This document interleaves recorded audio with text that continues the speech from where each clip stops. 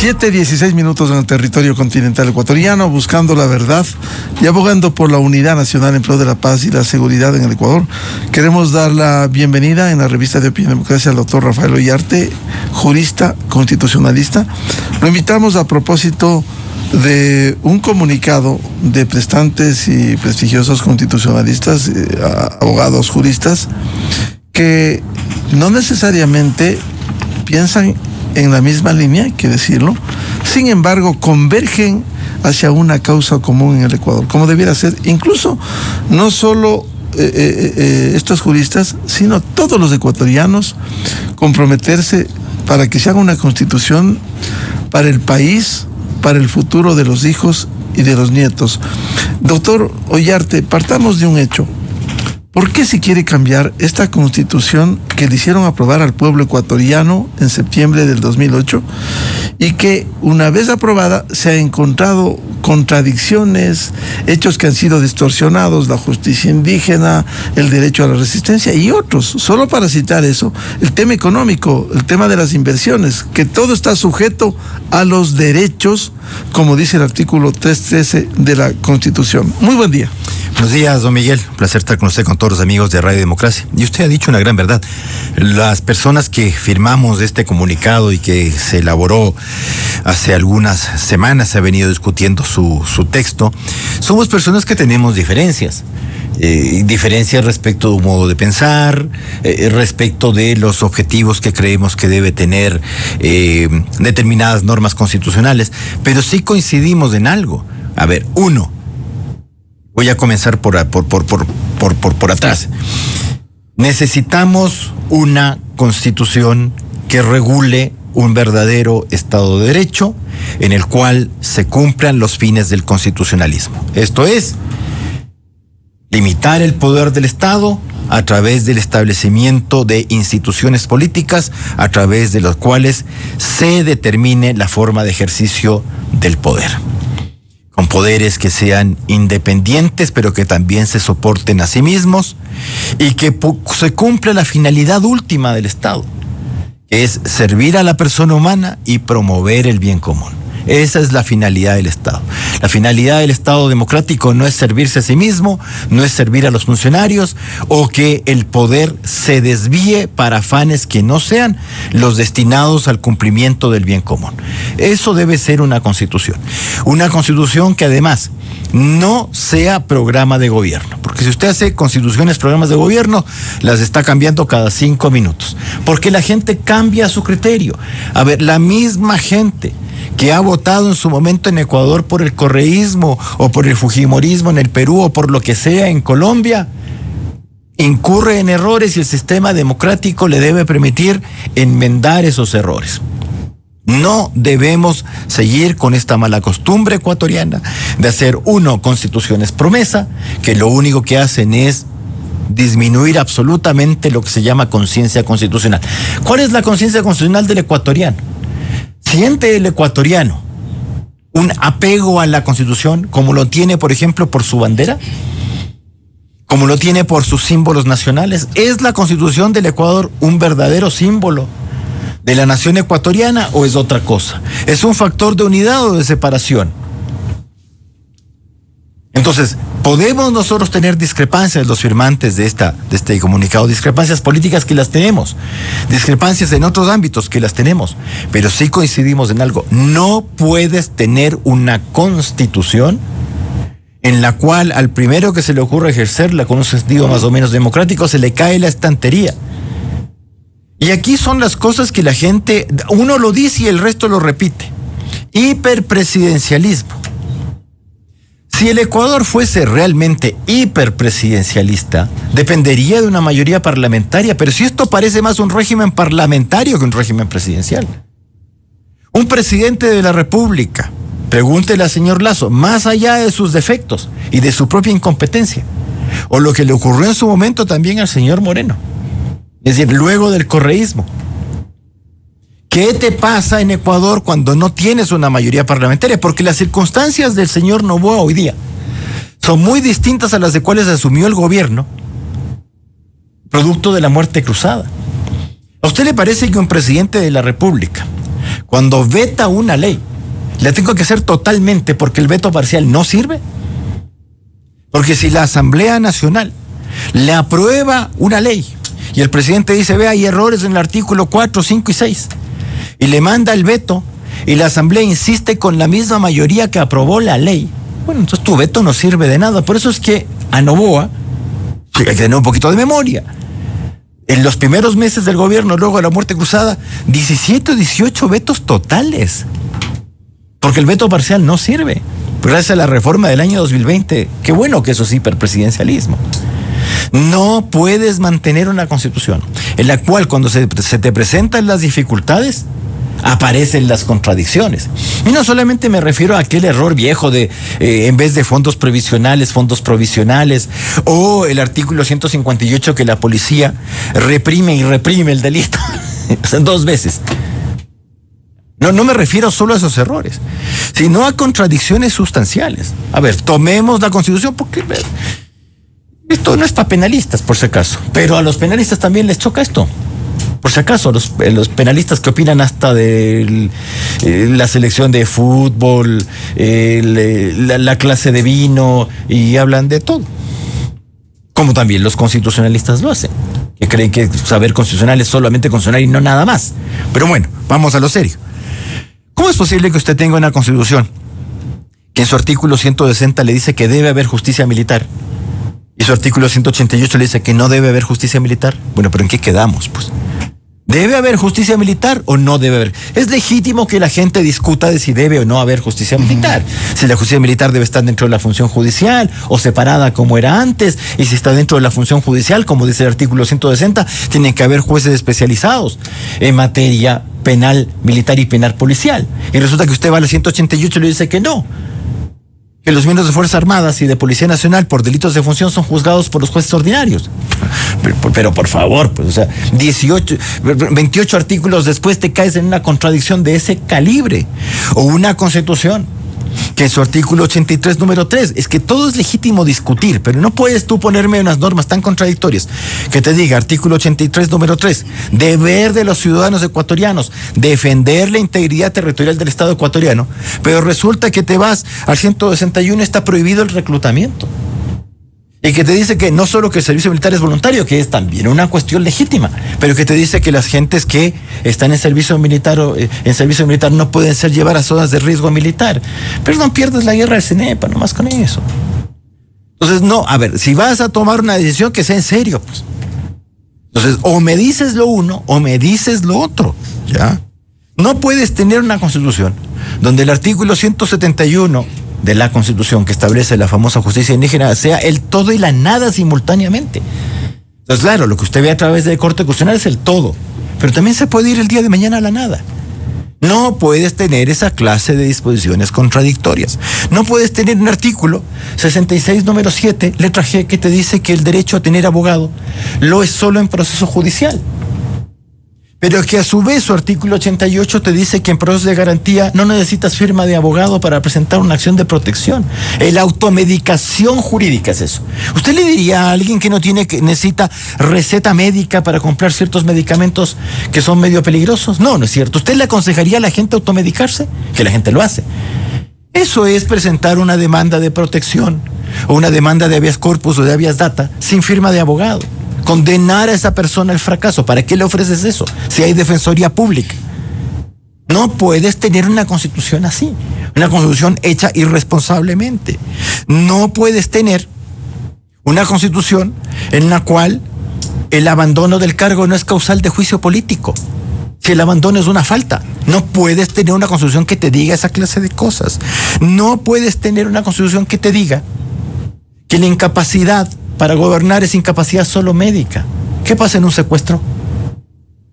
Por ejemplo, como le ocurrió en su momento a León Febres Cordero en Taura, o como le ocurrió a esta candidata colombiana que estuvo, ¿cuánto? 3 años o más retenida por las FARC. ¿Y qué tal si es el presidente? Ingrid Betancourt. No puedes tener un sistema de muerte cruzada tan mal hecha como los artículos 130 y 148 de la Constitución, que además, gracias a la Corte, son causales incontrolables. Es decir, si tú no dices que el tipo se ha arrogado funciones y le dices, entonces le voy a lanzar por grave conmoción interna y crisis política, entonces esa no es controlable. Entonces vamos nomás sacando presidentes. Y un sistema de muerte cruzada tan absurdo en el cual no se renuevan los periodos. Entonces tienes elección tras elección tras elección. No puedes seguir teniendo un sistema. Ojo, yo pongo en duda ese tema que ha dicho el presidente de la República respecto de la sala constitucional. Es una cuestión que hay que discutir. Es que no es que si es sala, la Corte Constitucional, claro, es que volver a lo que fue. Bueno, fue muy corto tiempo y fracasó por si acaso. Le cuento, tuvimos sala constitucional entre el 92 y el 94. Nos fue tan mal que en el 94 tuvimos que reformar la Constitución. Es que hay que leer un poquito también. Y como nos fue mal con la sala constitucional, le pasamos las facultades a la sala administrativa. Porque nos fue mal, luego creamos el Tribunal Constitucional. Y íbamos en un buen avance con el Tribunal Constitucional. Lo que pasa es que en el Ecuador, cuando llamamos a una constituyente, no recordamos el viejo adagio que el que mucho abarca, poco aprieta. Entonces, claro, tenemos una constitución con mucho. Si usted compara el Tribunal Constitucional con la Corte Constitucional, la Corte Constitucional tiene poderes extraordinarísimos. En la letra de la Constitución, muy bonito. Pero hemos pasado de un sistema en el que las acciones de amparo se resolvían en 6 meses a acciones de protección que se están resolviendo en 2 años. Me refiero solo en instancias. Si eso se va a la Corte a través de acciones extraordinarias o de procedimientos de selección, la cosa se te va a 5 años. Y más en el incumplimiento de sentencias. No es posible que tú tengas un sistema de garantías con muy bonito en la Constitución, con sentencias ineficaces. ¿Vas a seguir con eso? ¿Vamos a seguir con un tema de arbitrariedad en la Corte Constitucional? A ver, aquí hemos visto, ¿se ha destituido o no se ha destituido jueces de la Corte Nacional incluso por error inexcusable? ¿Y la Corte Constitucional? ¿Qué pasa cuando hay error inexcusable en la Corte Constitucional? Es decir, en ignorancia manifiesta y supina del conocimiento de las normas. ¿No ha existido ese caso?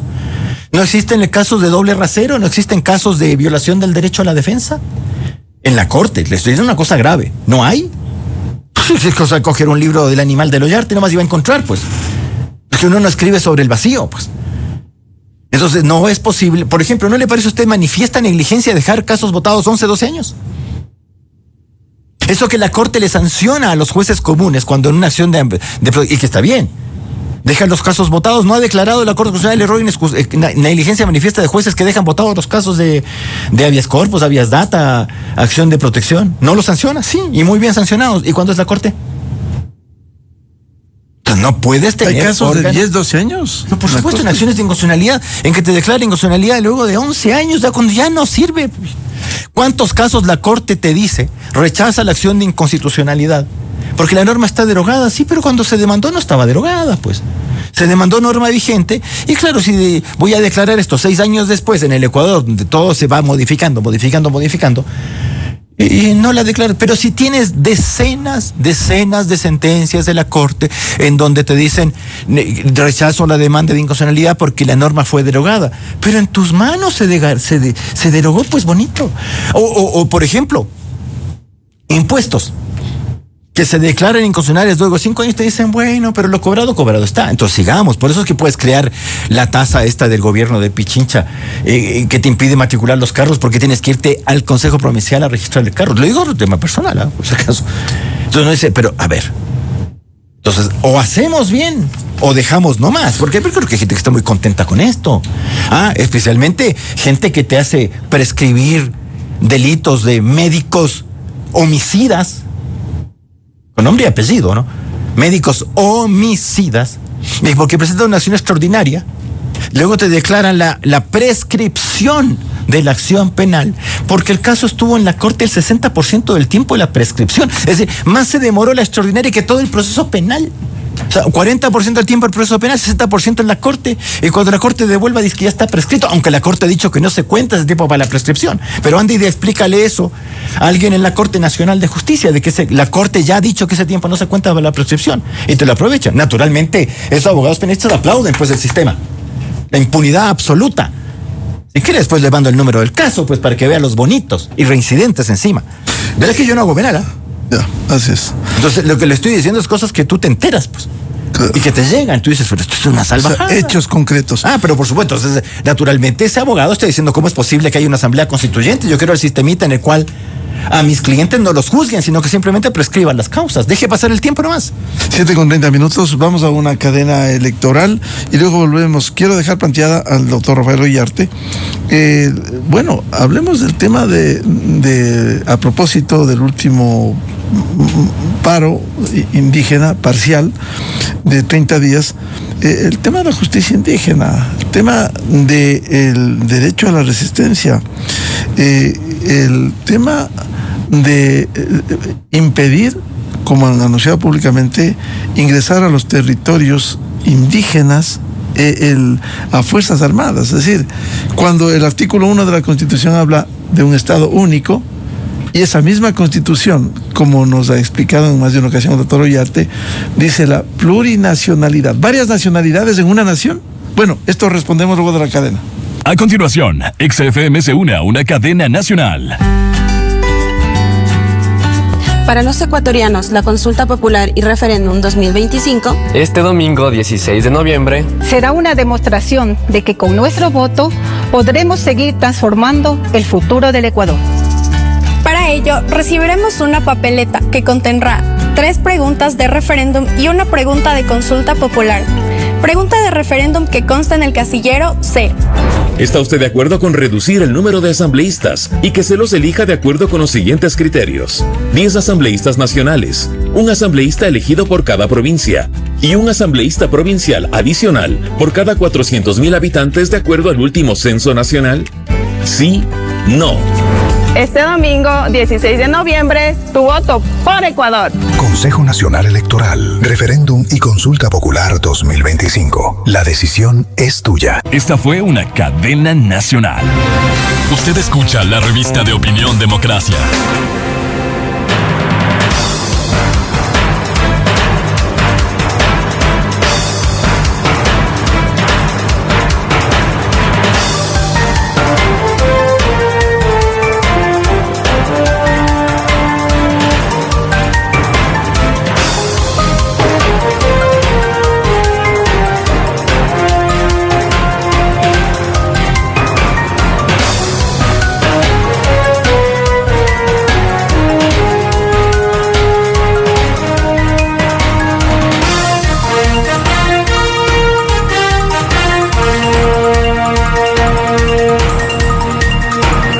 Siete 33 minutos en el territorio continental ecuatoriano, buscando la verdad y abogando por la unidad nacional en pro de la paz y la seguridad en el país. Diálogo con el jurista y constitucionalista doctor Rafael Ollarte.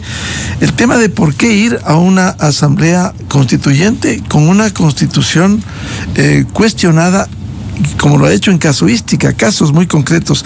Le planteaba el tema a propósito de la coyuntura y el paro indígena, cómo administrar la justicia indígena, el derecho a la resistencia, la disposición de que no ingresen a territorios, a las Fuerzas Armadas, con esta distorsión. Usted nos ha ilustrado justicia indígena cuando la Constitución actual dice en sus territorios, pero ellos quieren administrar justicia a como dé lugar en sus territorios, pero cuando necesitan sí salen a la justicia ordinaria para que les den amnistía. Y en el ámbito político, ¿cómo administrar estos temas tan sensibles?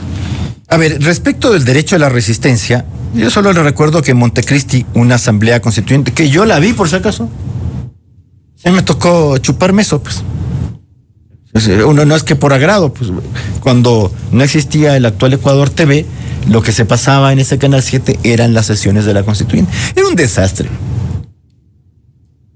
Se pasaron 2 días, 3 días debatiendo la portabilidad numérica, una cosa que tú decías, pero eso es una decisión entonces de la superintendencia de telecomunicaciones o del Arcotel.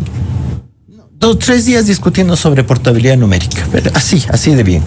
O sobre el día del queso. O sea, ya no. Por eso te vencieron 6 meses más 2, 8, hablando tonterías, y al final a mano alzada, la última sesión fue un desastre, fue desastroso. El derecho a la resistencia, yo no me opongo que exista el derecho a la resistencia, lo que me opongo es que la Constitución redacte tan mal el derecho a la resistencia, que usted la interprete, o la quiera aplicar, como que yo me puedo oponer a decisiones que me afectan a sí mismo sin demandar. Es que para eso existe la acción de protección, el habeas data, el habeas corpus. No es que yo digo, no, a mí no me gusta la decisión, me resisto. Hay gente que, y no me refiero solamente que esto es para indígenas, también yo he visto empresarios hacer esto. Pero el derecho a resistencia, pero demande la inconstitucionalidad, señor. Pero si usted cree que es social, demande la inconstitucionalidad. Bueno, fuera que la Corte fuera como el Tribunal Constitucional, que se demoraba, ¿cuánto? 3, 4, 5, 6 meses en despachar una acción de inconstitucionalidad. Y no 5, 6, 7, 8, 9, 10 años. Por si acaso. ¿Qué linda Corte? Es que no puede permanecer eso así. Vea, yo no vengo a ser amigos acá, por si acaso, Uno podría decir, no, qué gran corte, hoy somos todos académicos. No. Pues me va a decir, usted Toyarte es un... No, si las cosas hay que decirle, uno no puede actuar por conveniencias personales, pues. Aquí hay abogados que son más amigos de los jueces que leales a sus clientes, pues. Entonces no seas abogado de libre ejercicio, sé pana de los jueces, nomás, y punto, se acaba. Ahora, el derecho a la resistencia, como lo estableció Turó, por si acaso, ¿no? Cuando se habla no era yo me resisto a lo que me afecta a mí, yo me resisto a lo que afecta a otro. Por ejemplo, el derecho a la resistencia respecto de la esclavitud de la raza negra de los Estados Unidos fue resistido ¿por qué? Por blancos. ¿Los blancos eran esclavos? No. ¿Les afectaba la esclavitud de ellos personalmente? No. Pero ellos resistían a la existencia de esa esclavitud. Resistía el tema de tributos que no eran para ellos, sino para otros. Eso es derecho a la resistencia. No es lo que está puesto en la Constitución, que parece que tú te puedes oponer a actos que te afectan a ti mismo. Para eso acudes al sistema judicial. Entonces, pero es que es una Constitución escrita, perdone, le voy a decir a la maldita sea. Que nos trajeron señores españoles que en su país no los escuchan, pues. Entonces vamos, hagamos nomás en Venezuela, en Bolivia, como estos son inferiores, en Ecuador, vamos a hacer ahí los inventos, pues. Pero hazlos en España, a ver si alguien te aguanta. Allá no te aguantan y aquí sí. Vamos a poner elecciones de jueces. Vaya a ver la experiencia boliviana de elecciones de jueces, que no hay que ir muy lejos tampoco. Vamos a ver cómo te va, ¿ya? Es que en Estados Unidos, pues, y además no eliges jueces federales, pues no estás eligiendo popularmente a la Corte Suprema de Estados Unidos. Eso es en cada estado, jueces de distrito, sí. Y vaya a ver que eso tiene, ojo, sistemas perfectos no hay. Pero usted que tiene que evitar, usted tiene que hacer una constitución para el Ecuador. Si usted me trae la constitución de los Estados Unidos al Ecuador, sería esto un desastre. Usted sabe que en Estados Unidos usted puede cesarle al presidente con una carta firmada por la mitad de los secretarios de Estado, pues. ¿Se imagina usted acá eso? La mitad de los ministros firmando una carta diciendo el presidente es incompetente y con eso al presidente se le suspende de pleno derecho, solo con la firma de la carta y entregada en el Senado. A ver, usted tenía que hacer una constitución para el Ecuador. El tema de la justicia indígena está tan abierto que le permite a la Corte Constitucional conectar casos tales como que en justicia indígena declares nulidad de escrituras. ¿En serio? Linderaciones. Incluso afectando a gente que no es, pues, miembro de la comunidad indígena. Porque eso del conflicto interno. A ver, un asesinato o una violación es un conflicto interno. Es como que yo dijera que si yo le saco los ojos a mis hijas, es conflicto interno porque fue en mi casa. Problema familiar, voy a decir entonces. No es cierto. Y antes estaba muy claro de que eso no lo era. Aunque la Corte Cervecera también era zigzagueante en esto. Pero ahora, por ejemplo, el famoso caso que yo suelo recordar. El tipo de 21, 24 años que le viola al primo. De 14, un menor de edad. Cuando interviene la fiscalía, no, es que ya le juzgamos aquí en justicia indígena. ¿Cómo? A barrer el patio del colegio una vez a la semana y a pagarle el medicamento del chico. Como que fuera el medicamento. Pero es que, ¿qué clase de gente tiene que una violación se cura con qué? Con mentol se cura. Mentolato, ya.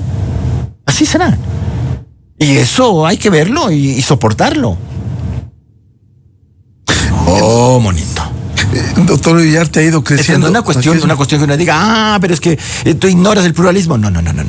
El principio de igualdad, esta cosa en la cual, ¿acaso yo hago la ley? Yo, Rafael Ullarte, hago la ley. Entonces yo también me puedo desprender de la ley porque la ley a mí no me gusta. ¿Acaso la elaboración de la ley ecuatoriana no interviene en indígenas? Entonces Pachacuti no debería tener integrantes de la Asamblea Nacional, si ellos viven en el pluralismo jurídico, entonces tú quieres tu mundo jurídico, entonces hazlo tú, no te metas en lo mío. No puedo decir eso yo. Facho me van a decir, porque aquí descalificar es facilito. Entonces, una cosa es lo que dice el convenio 169 de OIT, y otra cosa es lo que usted termina haciendo ni siquiera en el 171 de la Constitución, sino que lo que terminó haciendo con decisiones de la Constitucional.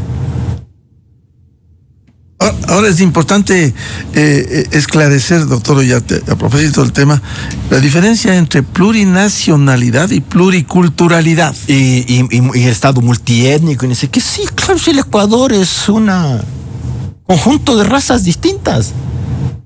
Hay gente que dice, no, ¿cómo te vas a decir blanco? Tienes que decir mestizo. Dice, ¿por qué todo el mundo le juzga al resto acá? Y uno empieza a decir, no, es que vos todavía no eres indígena porque tu apellido es súper castizo, pues, como Isas, Castaños, no sé qué es apellidos indígenas. Sí, pero la cosa no va por ese lado. Una cosa es que aceptemos la identidad de las personas y otra cosa es que yo, aquí tenemos un señor que está preso en la cárcel de mujeres con barba y bigote porque dice que se siente mujer.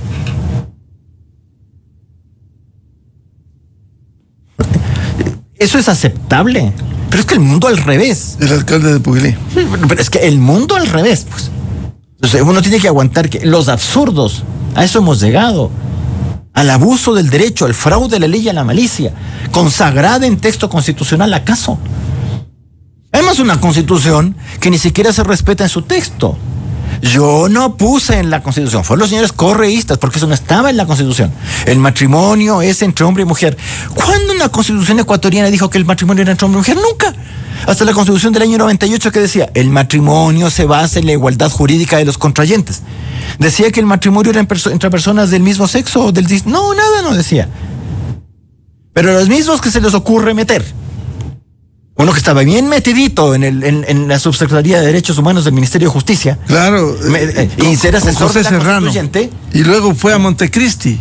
Y estaban ahí. Y después juez constitucional. Decía, meten esta cosa ahí del matrimonio entre hombre y mujer. Bueno, eso estaba en el Código Civil. Uno decía, está bien. Y luego dices que lo que tú lees, no. Y te sacan 40 páginas de filosofía. Es decir, perdón, compatriota. Pero entonces yo tengo que dudar de todas las normas constitucionales, porque cuando yo leo, no le estoy diciendo si estoy a favor o en contra del matrimonio, o sea, es problema de cada quien. Pero ¿para qué hace esa norma, me pregunto yo? Si luego se la va a saltar flagrantemente escribiéndome 40 páginas de que donde dice matrimonio entre hombre y mujer, no descarta que no sea entre hombre y mujer. Ya, entonces cuando yo leo prohibida la pena de muerte, ¿también puedo poner en duda eso? Bueno, ya hemos puesto en duda a partir de la tal Corte Interamericana de Derechos Humanos que te dice que se garantiza el derecho a la vida al que está por nacer desde la concepción, pero no es así, porque eso no está solamente en la Constitución ecuatoriana, está en la Convención Americana. Entonces salen unos señores de la Corte Interamericana diciendo que donde lees eso, no porque el derecho a la vida se consagra en general. Sí, porque la Convención Americana no prohíbe la pena de muerte, por si acaso nomás le voy contando, lo que le prohíbe es restablecer la pena de muerte a las naciones que han renunciado a aquella, o a ampliarla a otros delitos que no son los establecidos al momento de la aprobación de la convención. No te dice que está prohibida la pena de muerte, por si acaso. Y por eso se dice que en general se garantiza el derecho a la vida. Pero el derecho a la vida del nacíturos, ¿qué ha hecho el guagua? No sé qué hay que sancionar, aquí hay que sancionar, pues bonito. No, al que no ha hecho nada, pero no importa. Entonces, cuando usted lee la Constitución, porque lo lee en el 67, ciudadano, si la Constitución no tiene que ser, y esa es otra razón por la cual usted tiene que ser una Constitución. Yo no sé por qué el presidente de la República salió con esto de los 180 artículos. No, cuidado que no nos vaya a pasar como nos pasó con Correa con los 444 artículos. Que la Constitución tenía que tener 444 artículos porque tenía que tener 444. Entonces usted tiene de la Constitución ecuatoriana actual muchas disposiciones que son la calca de la del 98, pero que antes eran 3 incisos y ahora son 3 artículos. Porque había que hacer 444. Pero, presidente, no diga esas cosas de 180, porque si usted llega, que no, yo lo dudo por si acaso, vaya a tener primero mayoría parlamentaria en la Asamblea. Me permito dudarlo. Y puedo hacerlo. Y también le recuerdo que el Estatuto de la Constituyente, para los que andan ahí temiendo de que el señor Noboa se va a llevar la Constituyente en peso, para aprobar el texto se requiere 2/3. No mayoría absoluta. 2/3 se requiere. 54 votos. 2/3. No, mitad más uno. Por si entonces no es cosa de decir, ya, ganó el sí en la constituyente y ahora hago la que se me canta. El que hizo la que se le canta está en Bélgica. Y nos dejó esta cosa. Una constitución además mentirosa. Porque te dice que los cargos públicos son por mérito. Súper meritorio el Consejo de la Judicatura. Me refiero a su presidente. Perdón que no venga aquí con ánimo de caerle bien a la gente que tiene poder. Porque además en el Ecuador, la gente es humilde con el poderoso y soberbio con el humilde. Esa es una costumbre nuestra. Les encanta aquí lanzársele contra la yugular del ex funcionario. No tiene ningún chiste hacer eso. Pero cuando el señor está en el poder, entonces aquí le rendimos pleitesía, pero de un modo. Entonces, por eso aquí usted tiene gente que desvaría. Gente que cree que porque tiene un ministerio puede cerrarte un edificio porque tiene una entrevista. No sé qué ministro puede subirse al metro, pues. Mejor que no lo haga porque nos cierran el metro. Hay gente que es anormal aquí, que cree que tiene poder y el poder es para siempre y es para abusar de él. Yo soy derechista. Pues aceptan esas cosas. Si usted acepta eso, señor, usted no es derechista, usted puede hacer cualquier cosa. Doctor, ya te decía, plurinacionalidad, varias nacionalidades. Cuando usted dice plurinacionalidad. ¿Qué ha pasado con los estados plurinacionales? ¿Qué ha existido? Pues que la Unión Soviética era plurinacional. Ahí está. La Rusia sigue teniendo caracteres de plurinacionalidad. ¿Qué pasa? ¿Qué pasó con Chechenia? A balazo limpio, pues. Hay estados que son plurinacionales y que se dividieron pacíficamente, como Chequia y Eslovaquia. Eso fue pacífico en el 93. ¿Y otros? ¿Qué pasó en Yugoslavia cuando muere Tito? ¿Qué pasó con la tensión entre las nacionalidades? Eslovenos, croatas, serbios. Lo que pasa hoy día en Bosnia-Herzegovina, donde usted tiene serbo-bosnios, serbo-croatas, musulmanes. A ver, una bomba de relojería tiene usted ahora en Bosnia-Herzegovina. Eso no es fácil. Los problemas con Kosovo en la propia Serbia. Menos en Vukovar, perdón, en la zona del norte, ya se me olvidó. Ya. Pero en Kosovo no hay problemas. Pero si en España, donde usted tiene notorias diferencias regionales, se trata de mantener a través del sistema autonómico un Estado unitario. Entonces, cuidado con venir a jugar a esto. Pero en el Ecuador, no es que usted tenga una identificación, usted tiene provincias notoriamente con diferencias raciales, idiomáticas, culturales. Usted va a decir, sí, la provincia tal, mejor no digo porque... Pero en el resto... Entonces, en eso hay que tener cuidado. El Ecuador, uno de los grandes problemas del Ecuador desde su origen, es la identidad nacional. Por eso que en el colegio aquí te meten bulos. En el colegio te dicen que nosotros en la Gran Colombia, que nunca se llamó Gran Colombia por si acaso, era Colombia. Lo que pasa es que Nueva Granada, en el año 1863, se apropió del nombre de Colombia, con la protesta de Ecuador y Venezuela, por si acaso fue eso. Fue con protesta, porque además en esa constitución, la constitución de 1863, se establecía una confederación con Ecuador y Venezuela, y no nos gustó mucho, diciendo, a ver, se cambia el nombre a Colombia, quiere reeditar la Colombia que se disolvió en 1830, entonces el nuevo Estado colombiano dijo, no, esto es una cuestión de nombre, es una cuestión voluntaria. Sí, pero originó cierto resquemor. Pero aquí nos han venido a decir que nosotros éramos del Distrito del Sur, si el Distrito del Sur no existía. Para términos judiciales había el Distrito del Sur. Pero Ecuador o Pichincha o Quito, Azuay y Guayas o Guayaquil eran 3 departamentos de Colombia. Lo que pasa es que nuestros departamentos estaban absolutamente divididos. Y fueron estas cuestiones que en Roma 1830... No es que se inventaron el nombre Ecuador, sí, el departamento del Ecuador ya existía, se llamaba Quito, luego Pichincha y luego se llamó, en la ley de división territorial colombiana, se llamaba ya Ecuador. Pero era la zona norte, o sea, Ecuador, Azuay y Guayas. ¿Ya? Entonces nosotros nos unimos, porque además Guayas también tenía, o lo que era la provincia libre de Guayaquil, antes de ingresar a Colombia. También tenía la cosa si se iba al Perú, si era independiente, si se venía a Colombia, como estaba Quito o Ecuador, ¿ya? El Azuay por razones de cercanía, más que otra cosa. Pero fue una creación, no le digo artificial, pero pues, sino compleja. Entonces, a estas alturas del partido, venir con temas de desunión. Yo creo que el Ecuador ha avanzado mucho en el tema, del regionalismo mal entendido, porque el regionalismo bien entendido, ¿cuál es? El amor que la persona siente por su terruño local, por su identificación, ¿ya? Pero usted tiene serios problemas en el Ecuador. La gente aquí te celebra la independencia de Guayaquil, la independencia de Quito. Vamos a celebrar este lunes la independencia de Cuenca. Y el Día Nacional del Ecuador, ¿cuál también será, pues? Un país que no tiene día nacional. Es como que usted no tuviese día de su cumpleaños. Y que no es nada meritorio cumplir años, por si acaso, pero a la gente le festejan el cumpleaños. Doctor Ollarte. Nosotros no le festejamos al Ecuador. Claro. Y metemos esto encima.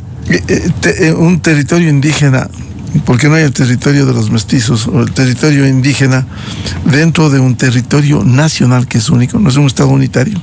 Sí, eso reivindican. Si usted aquí, tiene, por ejemplo, temas de justicia para resolver conflictos internos que son internos, es decir, no una cuestión que usted diga, oye, pero, temas civiles, penales, tránsito. Pero es que esto no es una federación. Y si quiere ser una federación, séalo en serio y póngalo bien en la Constitución. Y que nos quede clara la película. Por último, es que por si acaso, yo no soy intolerante en esta materia.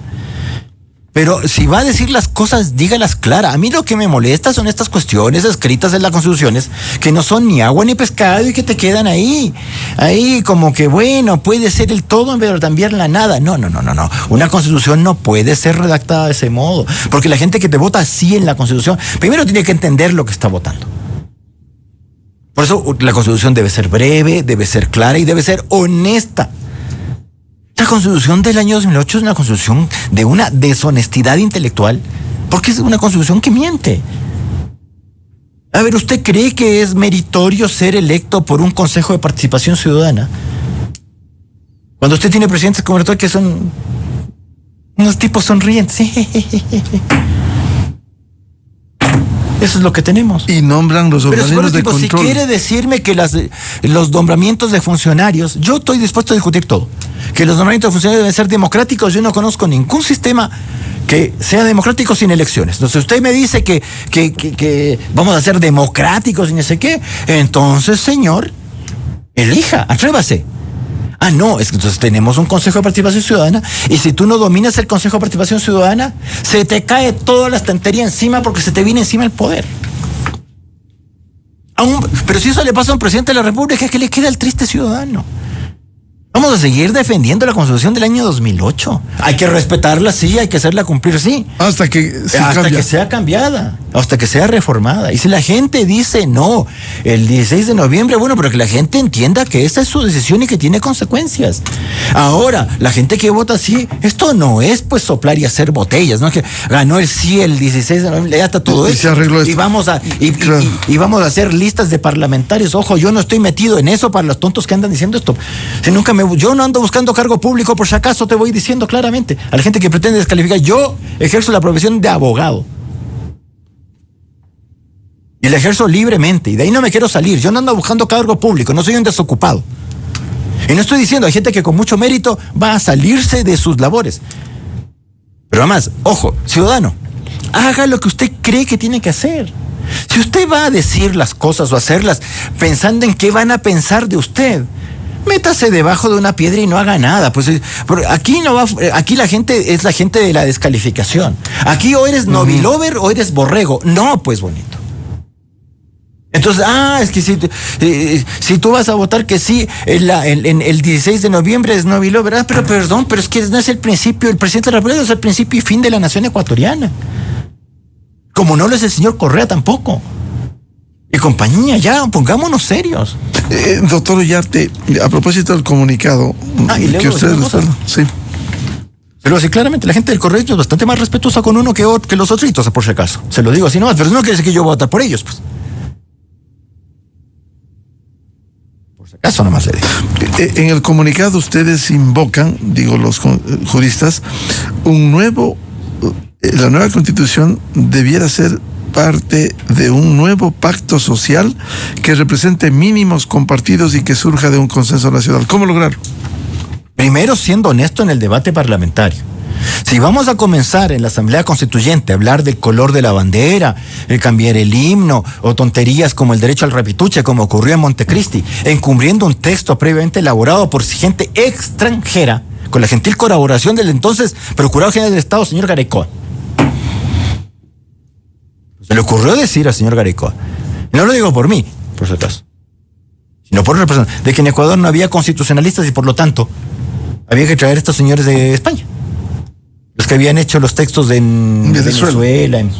Y ojo, la de Bolivia fue después que la nuestra, por si acaso, no hay que incurrir en errores. La Constitución boliviana es del 2009, es un año después que la nuestra. Se tomaron cosas de acá. Por si acaso nomás lo voy contando. Pero ahí hicieron otros experimentos. Acá nos clavaron el Consejo de Participación Ciudadana y ya le clavaron la elección popular de jueces, que es un fracaso absoluto. Y es un mecanismo a través del cual el Poder Ejecutivo domina el Poder Judicial, como pasa ahora con la reforma judicial en México, del señor López Obrador y la señora Sheinbaum. ¿Algún problema tiene esta señora? Pero bueno, el problema de los mexicanos. Me parece desesperante la forma como... Bueno, pero es problema de ellos. Yo con los míos ya tengo. Entonces usted tiene que hacer una cuestión honestamente elaborada, a la cara del ciudadano. Verá que no es el año 2007-2008. Ahora usted tiene redes sociales, tiene un montón de cosas, va a estar a la vista. Si usted va a estar haciendo pavadas en la Asamblea Constituyente, no es la de Montecristi, donde los que teníamos que estar viendo el canal estatal, la nueva señal, veíamos las tonterías que se hacían, pero muy pocas cosas salían a la luz, porque no había el sistema de redes actuales. Ya ha cambiado la cosa. Si usted se va a lanzar a la Constituyente, hágalo responsablemente y con cara a la nación de lo que va a ir. Y espero que la campaña para Constituyente se gane así. Yo voy a votar que sí, naturalmente. Que sea una campaña decente, sin engañar a las personas. Porque ahí tienen que haber tendencias, y ojalá tendencias marcadas. Si usted es de izquierda, diga que es de izquierda. La gente de izquierda va a votar por usted, yo no. Si usted es de derecha, pero de derecha en serio, dígalo, yo voy a votar por usted. Pero si usted es de derecha medio suave, zona, esa que como en Chile la señora Matei, que parece más de izquierda que otra cosa. Bueno, he visto la ciudad chilena, la señora Matei, que dice que de centro derecha, es la candidata de la centro izquierda, la señora. Esas cosas ya, déjeme las cosas claramente. Esto de creer que las elecciones son un engaño, un chiste, que yo tengo que salir cantando, cayéndole bien a las personas para que la gente voten por ti. Y llegas ahí y luego no sabes ni cómo se escribe Constitución. Es que, ojo, yo no le estoy diciendo de que los constituyentes deben ser abogados, o peor aún, Dios no quiera, constitucionalistas. Que además en Ecuador es cualquiera. No, muchas gracias. No, para eso son las comisiones constituyentes. Incluso las comisiones constituyentes no es conveniente tener solo abogados y peor constitucionalistas. Pero en una asamblea reconocidos economistas. Exacto, tiene que tener una representación de sectores. A ver, por ejemplo, hay gente que tiene que ver la realidad del país desde la óptica de esas personas, y los abogados tenemos un conocimiento limitado, a pesar de que hay abogados que son técnicos de fútbol, catadores de vinos, juzgadores del cual es el mejor hornado. Ya pues. Entonces yo espero responsabilidad de los señores políticos en esto. Si uno vota que sí, ¿para qué? Es porque la Constitución del 2008 es un desastre. Pero si vamos al referendo ratificatorio y resulta que la Constitución 2026 es peor que la Constitución del año 2008, no tiene ningún espacio de decir, vea, ¿cómo será de mala que la Constitución del 2008 es mejor? Voto no. Como en Chile. Pero es que pasa eso, por supuesto. Entonces, en eso, responsabilidad intelectual, responsabilidad funcional. ¿Es posible lograr, como ponen ustedes en el comunicado, la capacidad del Estado para responder con eficacia y legitimidad, que es lo que se quiere en el país? Pero por supuesto, si no, tú no puedes tener un Estado, por ejemplo, hoy día, en el cual tengas que vivir a puntas de estado de excepción, que además la Corte te los recorta. A veces unos necesarios, la Corte te los recorta. La Corte en esto tiene responsabilidad. Cuando se dice tenemos que ir a una sala constitucional, yo en eso digo, a ver, no es problema de si es sala, corte o tribunal. No, el problema no es ese, de si está dentro de la función judicial como en Colombia o si está fuera de la función judicial como Ecuador, como en Chile, como en España. No, el problema no es ahí. El problema es qué facultades tienes y cómo las vas a ejercer. Entonces en esto ya, a ver, si el poder siempre va a querer poner gente. Pero al final termina siendo el peor sistema de todos. En esto tiene mucha responsabilidad también la constitucional. Y bueno, pero como aquí ninguno hacemos mea culpa, parece que solamente los que hacemos mea culpa son los que no estamos dentro del poder. Uno dice, yo me equivoqué. Yo he dicho que me he equivocado. Eso es humano. No, y yo me he juzgado a mí muy duramente. A ver, ¿quiénes somos los primeros que salimos a criticar fallos de la Corte Constitucional? Los que la nombramos. Ya tenemos que decir, no, tengo que salir yo como yo hice eso, y ya, entonces yo tengo que esconderme debajo de una mesa y decir, no, bien está. No, señor. Yo siempre dije, yo me hago responsable del nombramiento. Y hacerse responsable del nombramiento es decir, vea lo que está pasando aquí, señor. Por ejemplo, el jugueteo de las admisiones. El jugueteo de las admisiones en la Corte es un jugueteo. Poco serio. ¿Por qué? Porque usted ve demandas, a mí me demandan de todo. ¿Cómo es posible que un amigo penalista me dice, ¿qué le parece esta acción extraordinaria? Es una acción que está escrita en hoja y media. Es que en hoja y media no es por el tamaño, pero en hoja y media no lo logras completar ni los requisitos básicos de la demanda. Porque te mandan a hacer un montón de cosas, las demandas de protección son sumamente técnicas. Pero no, claro, yo no sé qué impugna, ni qué pide, ni qué pasó, o sea, nada, o sea, era como... Yo no sé si alguno de ustedes recibió alguna vez en su vida un telegrama. Antes, ¿no? Eso es, yo bien, punto.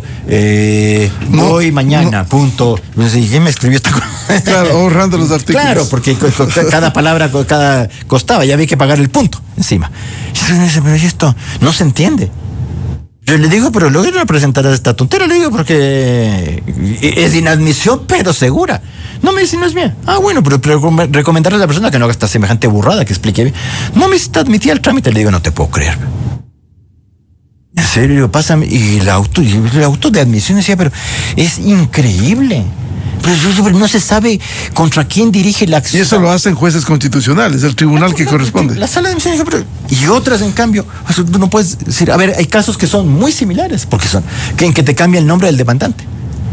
Una demanda de protección de fulanito, no solo emitía el trámite, sino con sentencia favorable.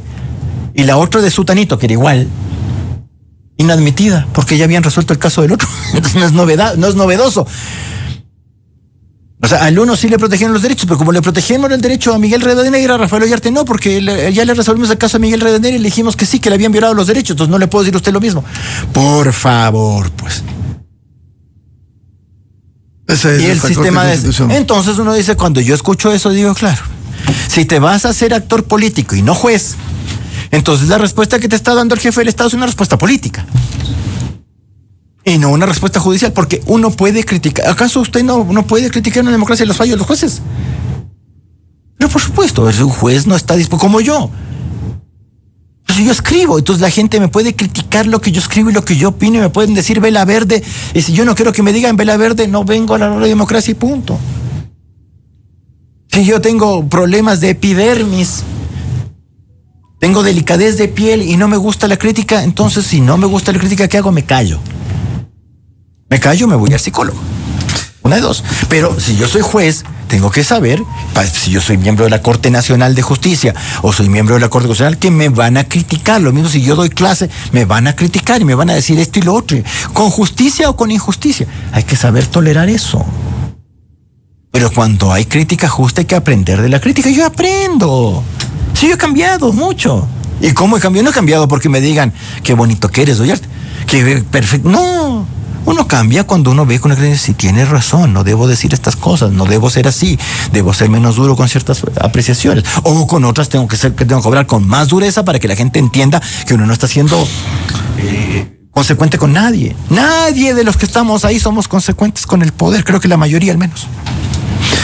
Bien, seguiremos hablando, doctor Ollarte, porque esto está en desarrollo. Primero, el pronunciamiento del pueblo el 16 de noviembre y luego, si se aprueba la constituyente, hablaría de temas que el país necesita esclarecimiento muy puntual, como usted nos ha hecho gran parte hoy sobre la cuestionada constitución. Esto fue una pinceladita nomás que dimos hoy día. Yo me pongo, se me quedó otra vez el libro, yo le voy a traer. No sé si usted escribe un libro enorme, y que, claro, con letra chica, con los márgenes que casi llegan ahí al borde para que no te salgan tantas hojas. Y que tú digas, oye, pero el libro está lleno de problemas de interpretación, de aplicación de las normas de una constitución. No. Muy bien. Esperamos. Doctor Rafael Ollarte, muy amable su presencia en la revista de Opinión y Democracia. Siempre un placer, un privilegio. Muy amable. 8 o 6 minutos, vamos a una pausa y ya volvemos. Diálogo previsto con la asambleísta Natalie Farinango, presidenta de la Comisión de Régimen Económico y la aplicación de Ley de Transparencia y su reglamento aprobado recientemente. Desde 1984 con Gonzalo Rosero. La revista de Opinión Democracia. Siempre líderes, siempre confiables. Enseguida regresamos.